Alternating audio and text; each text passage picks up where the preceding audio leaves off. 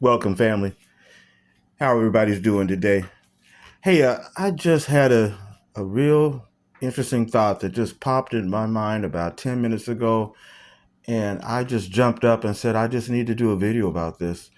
You've been hearing in the news lately. We all have been hearing about it. It's been going on for, you know, since 1948, really. But ever since the big uh, drop, a year ago in over there in Gaza, with the war and everything, October 7th on up until now, it's just been total chaotic, just traumatic, just trauma after trauma after trauma. We've all seen it on the news. It's just mind boggling. Hell, it's just a genocide going on right before our eyes, right before the nations, and the nations ain't doing nothing about it.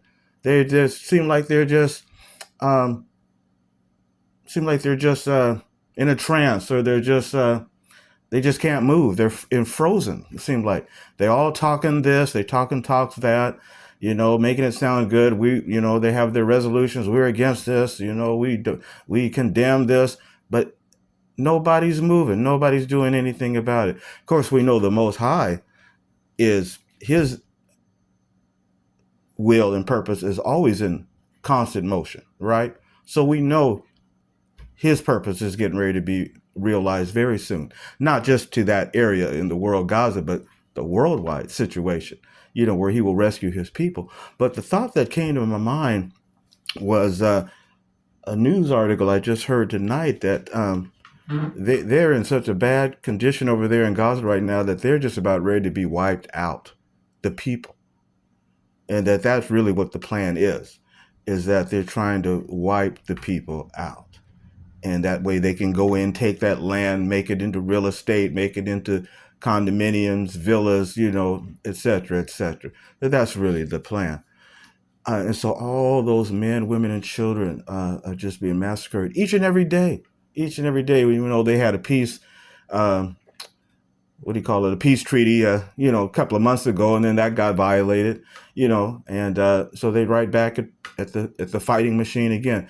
But here's the thought that came to my mind, brothers and sisters, is what if, or let me ask you this question. Do you think that there are any Hebrew Israelites in Gaza among all those Palestinian peoples? Now, we know not all of them are Hebrew Israelites. We know that many of them are Muslim. But think about this. Weren't there a lot of Hebrew Israelites that were, when they were taken over to America from West Africa, many of them came over to America as Muslims because they didn't know that they were Hebrew Israelites. They had lost their identity, right? And so many of them quit speaking Hebrew and they started speaking Arabic. And so when they came over here, many of our enslaved ancestors, many of them were Hebrew Israelites, but they had converted to Islam and they were speaking Arabic. And that was brought out in my book, and many other people have brought that out as well. And so, I just got to thinking about that tonight, that what if there are some Hebrew Israelites still living amongst those Palestinians that are being killed each and every day? What if there's some Hebrew Israelites in there? And they're getting ready to, they just now said the state of Israel, they're getting ready to go in, and I think they're already going in there now. And they're just going in by land, sea, and air, just bombing, dropping bombs and bullets and everything. It's just an onslaught. And so they're saying that, and we know that there's been a blockade, that no food has been coming in the last, 60 days, 2 months, there's been no food coming in. I mean, come on. And now they're going to go in another military operation, and the place is already rubble.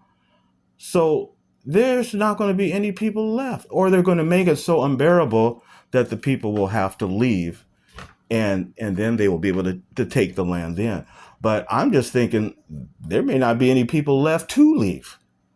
You know what I'm saying? The way things are going now, there may not be anybody hardly left.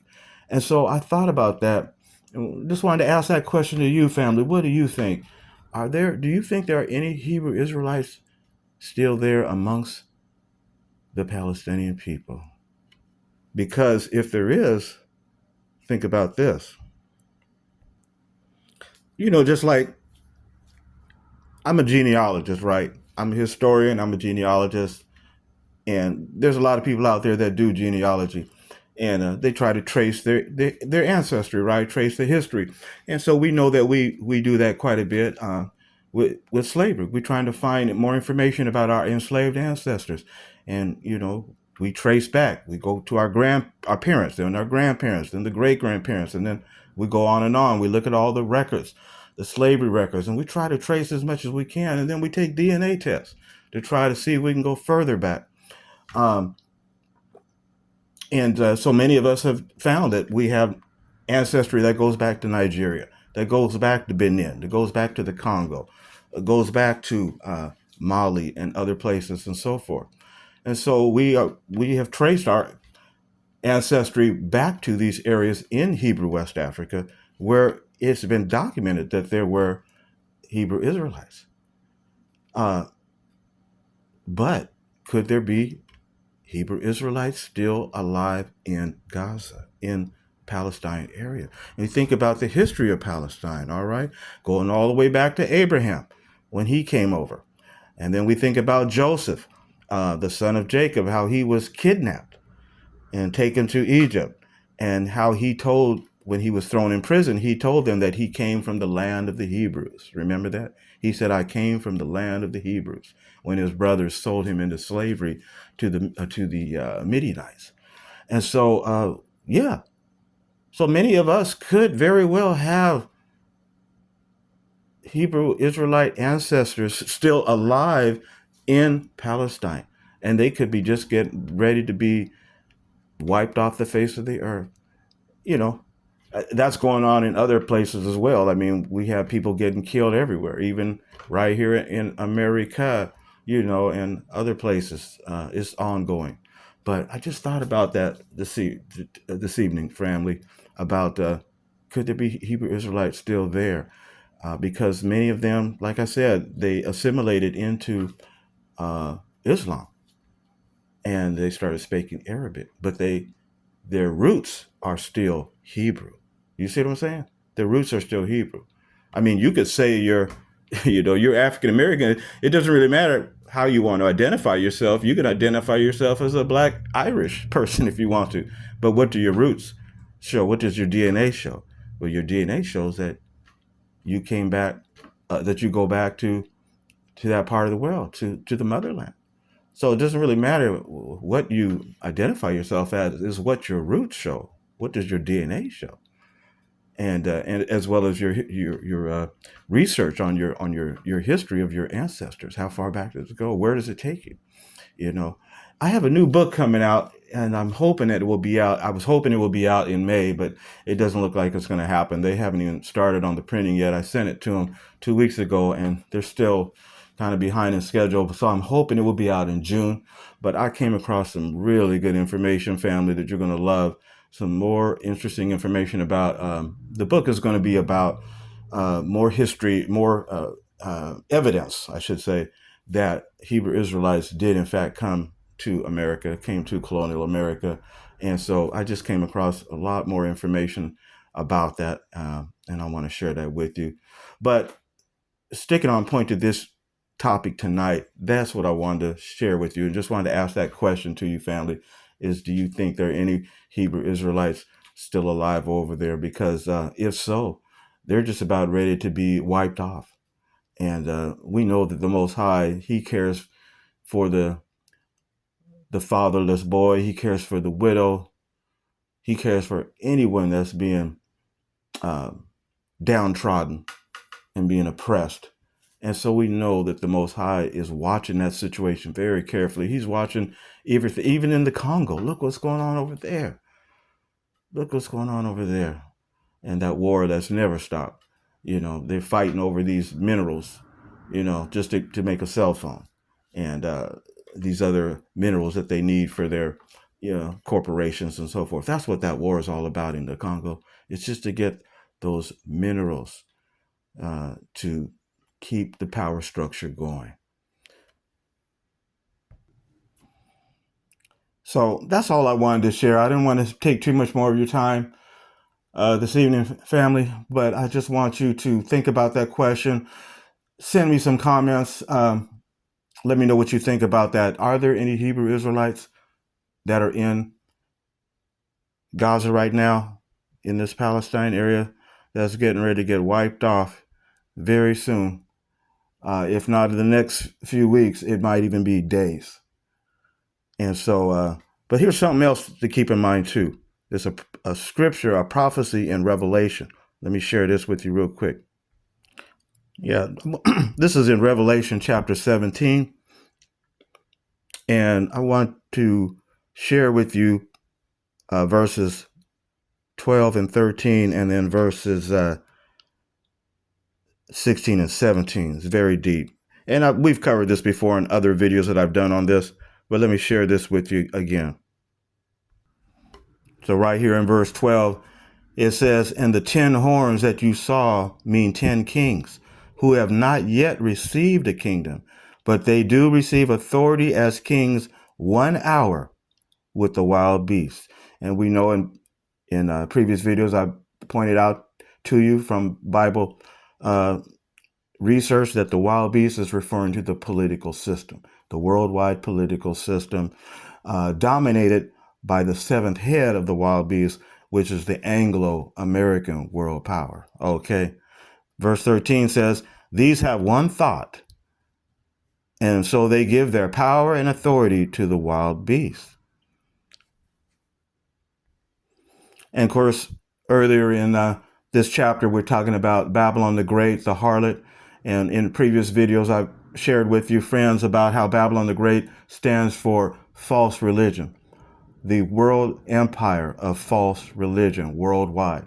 And that would include the modern day Israeli Judaism religion, as well as all the other religions that are not the truth from the Most High. So that would also include your Hinduism, your Buddhism, your Islamism. Yes, I have to say the truth, family. Even the Islamism, if it's not pointing to Yahshua and the truth, as well as all the religions of Christendom, your Baptisms, your Lutheranisms, your Methodisms, on and on and on and on, your Catholicisms, I should say. And I was raised Catholicism, so I know all about that.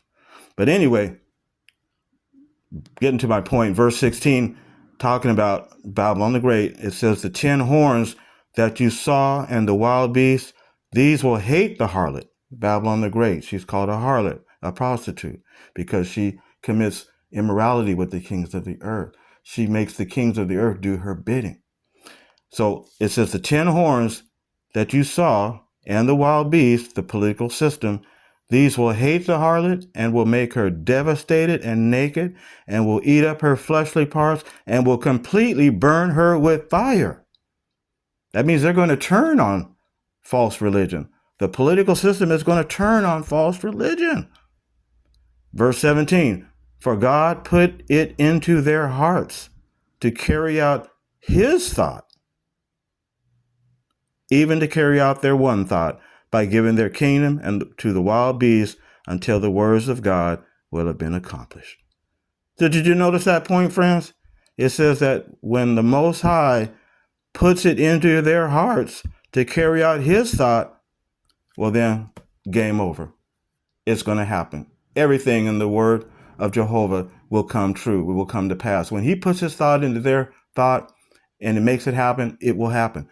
The wild beast will turn on Babylon the Great, that harlot. Right now, we look at the news and we wonder, how could that even happen? How could all the political kingdoms even be on the same page to even do such a thing? We won't be able to read the news or watch the news and be able to say when it's going to happen. We won't be able to say when it's going to happen. It's going to come out of the blue, because it's going to be when the Most High puts his thought into their thoughts. It's just going to come out of the blue and boom, it's going to happen. They will all be on the same page and they will turn on that harlot. Now, if you want to know more about this, if you haven't picked up my book already, The Line of Shem and the Seed of Judah, well, then you can get your copy of this. And I have several chapters in here that pertain to what we're talking about tonight, particularly chapter 8 here in the book, talking about Gaza and the Palestine area, and talks about the history of Palestine, what happened in 19 at the end of World War I, and how they came and they started carving up the land, and then 1948, how they made the state of Israeli and kicked out all of the Arabs and the Palestinians off their land. And it's been going on since then. But there's a lot of scriptural information from the Bible talking about the tribe of Manasseh and the tribe of Ephraim. And this chapter talks about how there are many descendants from those two tribes are still in Gaza. And so that's why I was raising that question tonight. Are there any Hebrew Israelites still there? And I believe they are. I believe they are. So that's all I wanted to share with you tonight, family. This thought just came into my mind tonight, and I just wanted to get this out and have you all think about it and get back to me. Let me know your thoughts on that subject here.